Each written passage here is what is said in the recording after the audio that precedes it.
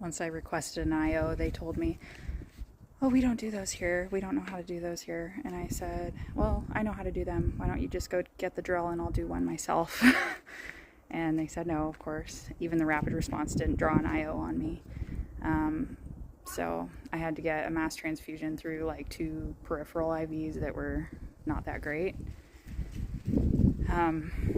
It's just so laughable to me because I've been a flight nurse, so it's like I can get 2 bags of blood in a person in less than 5 minutes by using IOs and squeezing them really hard. So, you know, it just is crazy how many people I was surrounded by at a level 1 trauma hospital, and still nobody could really help me effectively.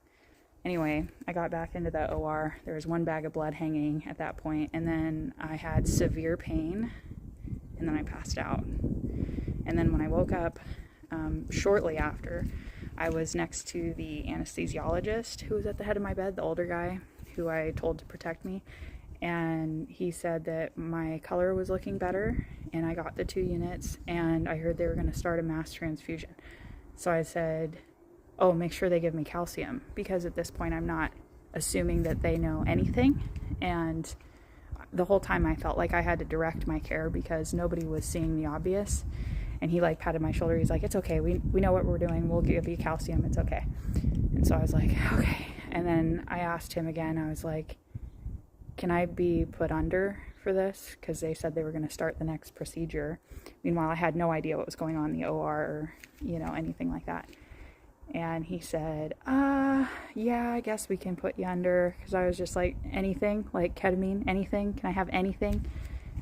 He said my blood pressure was a little bit better, so he could probably put me under. And it's probably a good thing he did, because the lowest my blood pressure got was 40 systolic, and the lowest my pH got was 7.06 something. So that's very deadly and close to needing CPR. So the fact that my airway was protected is probably a life-saving intervention at that point.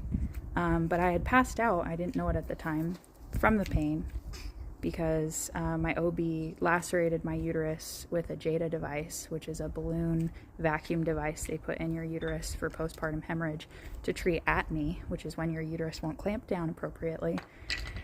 And that's to try to help your uterus clamp down. So when she put that very floppy and flexible device in me, somehow she lacerated my vagina, cervix, and uterus and perforated a hole in them. So that severe pain is what caused me to pass out, along with my lack of blood pressure, of course.